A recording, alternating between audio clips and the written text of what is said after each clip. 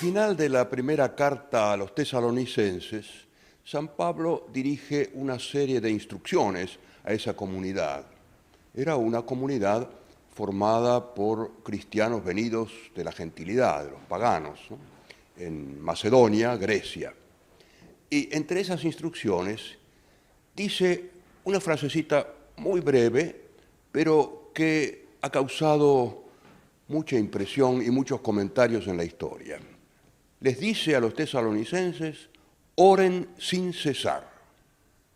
La cuestión que se plantea inmediatamente es cómo es posible orar sin cesar, sin interrupción, sin pausa. En griego se dice adialeiptos proseugeste, sin pausa, continuamente.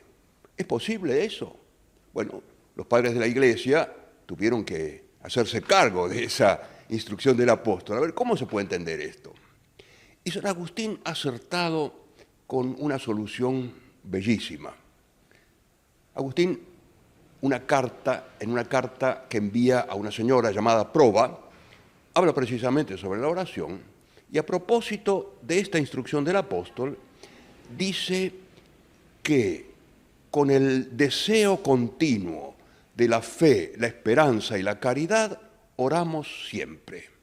Es decir, pasa del registro, diríamos, intelectual, porque uno piensa que la oración supone que uno razona, medita y además habla, al ámbito del deseo, el deseo de Dios. Nos dice el apóstol entonces, mejor dicho, Pablo interpretando al apóstol nos dice que la oración consiste en desear a Dios. El desear a Dios como podemos hacerlo, ya que tenemos por la gracia las virtudes de fe, la esperanza y la caridad.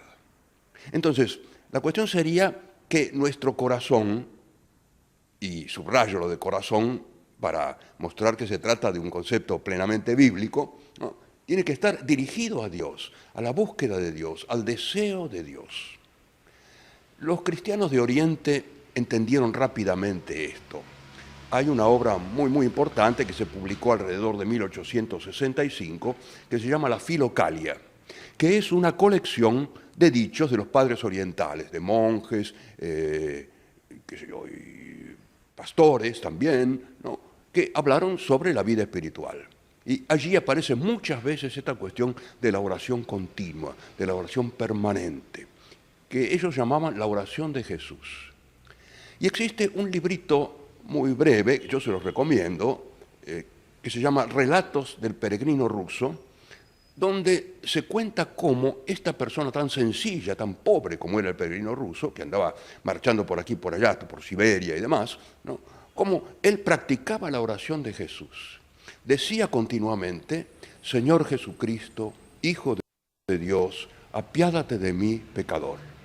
Y la idea es que al repetir esto, se va bajando de la lengua, digamos, de la boca al corazón. Entonces, ya finalmente no es necesario decirlo con los labios, sino que se lo dice con el corazón. Y entonces, el peregrino ruso habla de oración del corazón u oración de Jesús. Y es admirable, si uno lee esos tres relatos, cómo se podía vivir de esta manera. Es verdad, él no hacía otra cosa que caminar, porque no tenía otra cosa que hacer. Pero yo me pregunto, ¿no podíamos hacer algo semejante nosotros? Yo recuerdo siempre mi abuela materna que, mientras hacía la comida a la tarde, rezaba el rosario con Radio Rivadavia, ¿no?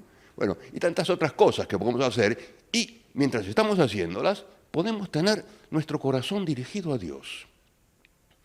Hagamos el ejercicio, pero eso del apóstol es serio. Oren sin cesar. ¿No sería distinto todo si lo hiciéramos?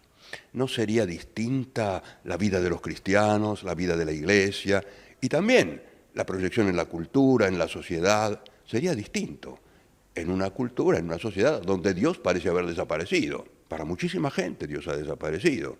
Y para muchísimos cristianos, Dios sí, Dios está allá arriba, pero nuestra vida discurre sin referencia concreta a Él, ¿no? Entonces, retengan ustedes esto, ¿no? Búsquenlo, capítulo 5 de la carta primera a los tesalonicenses, oren sin cesar. ¿Se puede hacer? Se puede hacer. Se puede hacer así como he explicado, es decir, se puede intentar. Yo lo intento nada más.